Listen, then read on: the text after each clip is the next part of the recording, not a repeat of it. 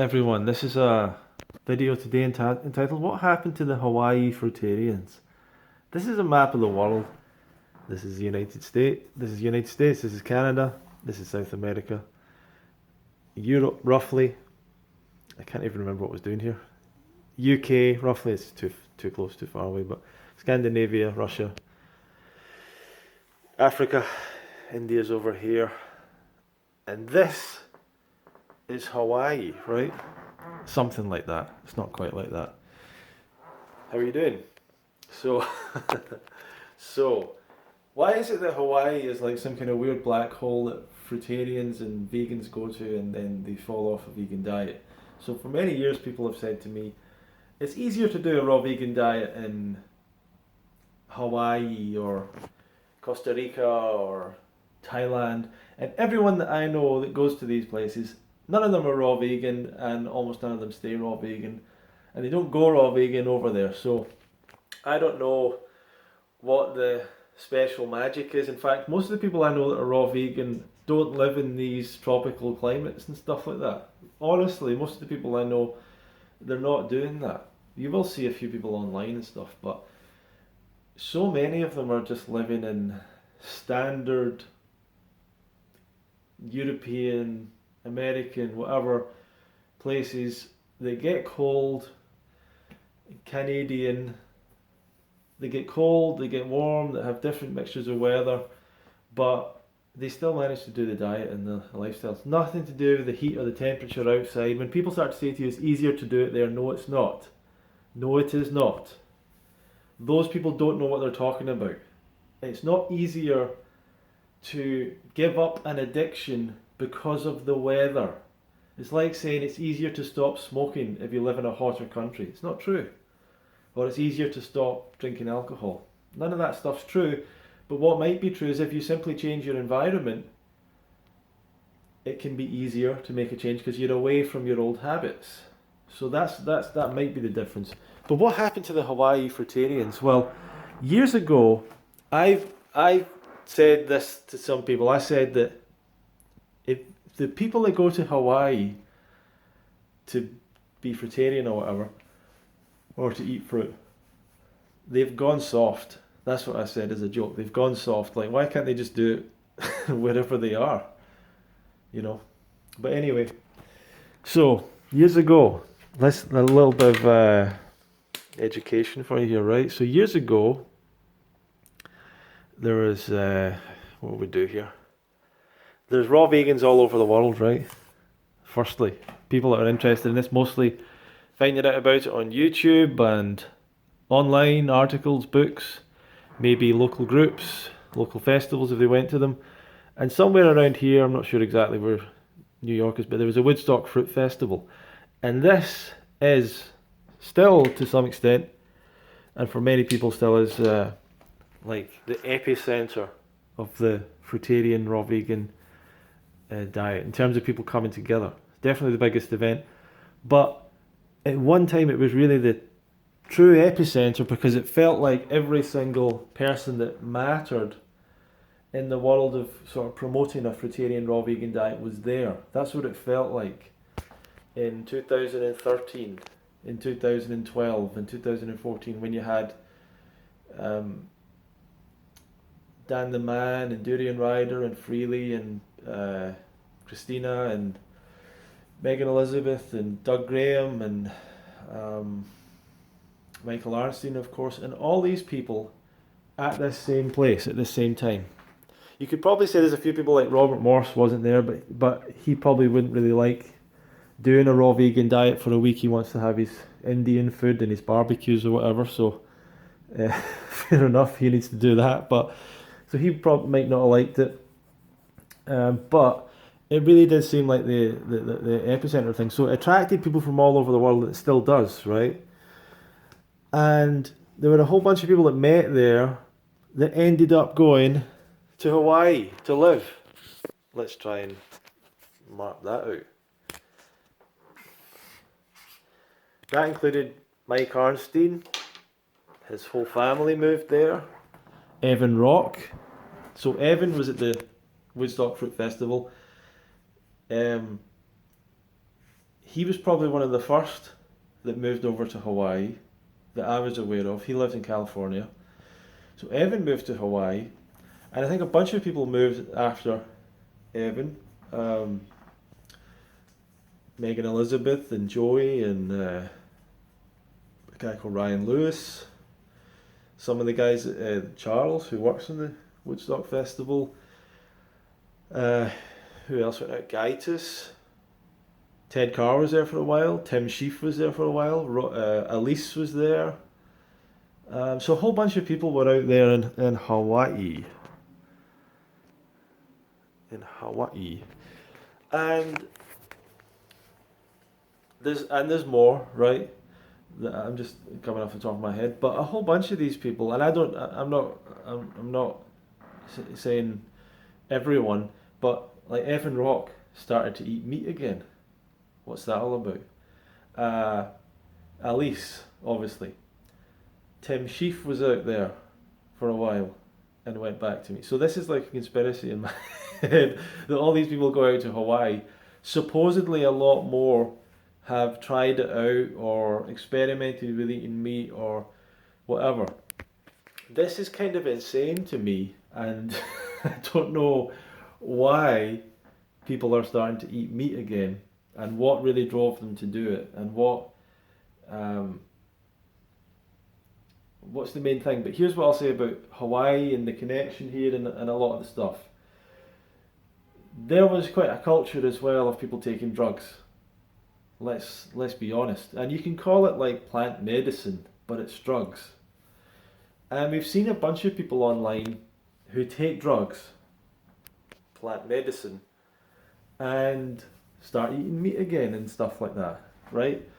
So they take magic mushrooms or something, or plant medicine, the holy plant medicine, and they start having crazy ideas that they should start eating meat again.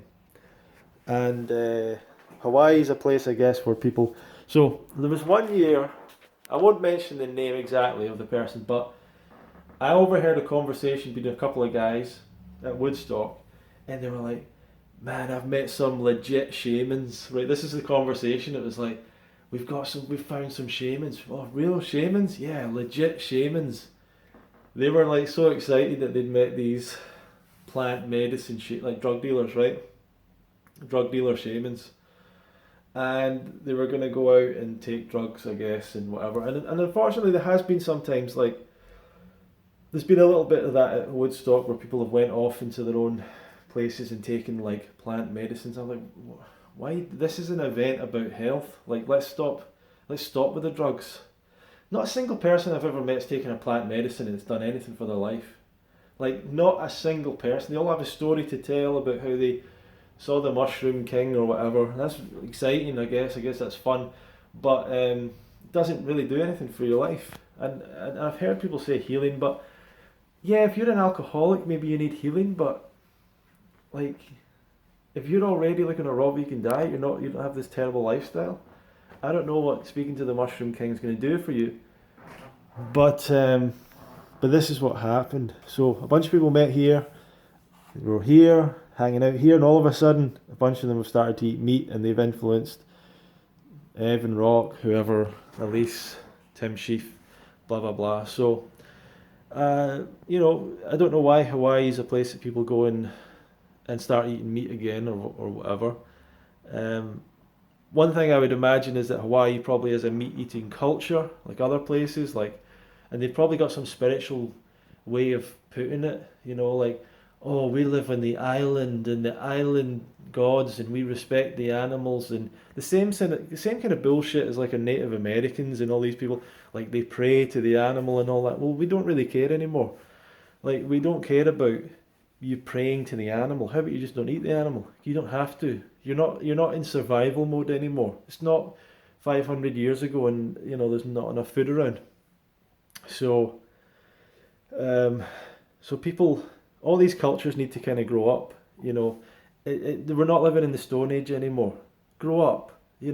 This isn't like pray to the gods and there'll be food. No, there's food because we make sure there's food. And if if something happens, something happens. But I really think that drugs, this spiritual thing, and then when you hear some of these people talk, it's like, well, all of our actions lead to animals dying. It's so like trying to justify it in such a weird way. Like, if you plant a crop, animals die. Like, well, not really. Like, I mean, I don't know exactly what they're talking about. Like, oh, there's mice and everything that get killed. Yeah, there's a tiny amount. Do you think animals just stand there and wait to be ran over? But no, there's a small amount, but it's nowhere near as much as they want you to believe. So actually watching violence, and like, I'm not a big fan of animals. I don't want animals in my house, in my life, but I don't want to watch animals being treated like that, because it's our natural human empathy. It's kind of a weakness that we've got. We don't want to see things getting hurt and killed and all that, unless they're trying to kill us, I guess. But just something that's innocent, that hasn't done anything to us, that that strikes us at the core of our being as being unfair and wrong. So anyway, so that's my little story for today. Um, and I'm guessing like that there was some of these people. There's a guy called Drew Morgan who's on YouTube. So he was one of the people in Hawaii. I don't know if he was the first one or whatever that started to eat meat, and then he told everyone else, "Hey, I've got the secret. I found the secret to health. Like, I've found the secret. We should eat meat." What, you mean that substance that everyone else eats, that all the really unhealthy people in the world eat? Meat. The stuff that everyone with diabetes eats. That stuff that everyone with cancer has. That everyone with heart disease. That thing that people make. Are you guys so dumb that you don't make that connection? It's such an easy connection to make. All the sick people in the world, oh, they're all eating meat. Isn't that strange? It's just crazy to me that they think this is the secret to me getting my health back, like crazy. So, here's the best place in the world for eating fruit and vegetables: the UK. Doesn't really look like the UK, but the UK. We import more fruit from more places in the world than any other country. So we get the best fruit from all over the world, all the time. I can go right across the road. 24 hours. 24 hours a day. Here's Tesco. I try and avoid the McDonald's. Get fruit all the time. Great fruit, delicious fruit, no problems. Could get even more fruit if I go other places. I can go and get some tropical fruit. Go and get some durian. I'm not really saying this is the best place in the world to eat fruit. I get it. There's probably maybe California, right? There's a few other places, but you should be able to eat fruit wherever you are, and don't get involved in all these plant medicine journey stuff where you're just going to go off the rails. What else? Like here's a journey, plant medicine or whatever. Instead of plant medicine, instead of all that stuff, how about you go and do something with your life? How about you go and do something? How about you go and take a massive risk and create something and do something and push it out into the world, and take all your potential and try and see how good you can do, and go and learn something new, and go and challenge yourself, and go and push yourself into environments that you're not usually comfortable with, and maybe get up on stage and speak in front of some people, or maybe write a book or something. That's a better journey than temporarily disabling the brain's functioning so that you can have a visionary experience. And I'm not saying there's no value in that. I'm just saying there's way more value in living life, going out and living life and doing something. Take a risk, create something, do something. That's where growth and development lie. That's where a good life lies. That's where the version of you that you want to create lies. The answer is not in plant medicine and living in Hawaii, because what ends up happening? You end up going off the rails and eating meat and other unhealthy stuff. And that's what's happened for me to a lot of these people. So the moral of the story is you can eat fruit everywhere, and the raw vegan diet is perfect wherever you are, because it's the diet that you're adapted to. Human beings are frugivores. Chimpanzees, most of their diet is fruit. Bonobos, most of their diet is fruit. Orangutans, most of their diet is fruit. Even gorillas, basically most of their diet, the calories at least from fruit. Fruit is the food for primates. Believe that. Thank you for watching today. What can I offer you? Free book from the UK Fruitfest website, fruitfest.co.uk, free recipe book. Yeah, and if you'd like to come to the Fruit Festival and learn more about this, July the 21st to the 28th, I have a special code, Ronster, 10% off if you want to book today. Spaces are running out, beds are running out, prices are going up soon, so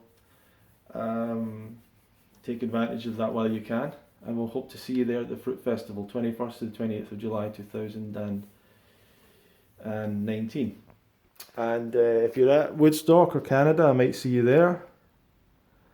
And I've never been to Hawaii, but I'll tell you, Life Regenerators in Hawaii, I don't think he's eating meat. And maybe there's a few others. but it just goes to show, life is right here in you right now. It's not out there somewhere. It's not out in Hawaii. It's not out in Thailand or Costa Rica or something else. Life is in you right now. You need to be comfortable wherever you are and do what you want to do wherever you are. So that's all I'm going to say. Thank you very much for watching.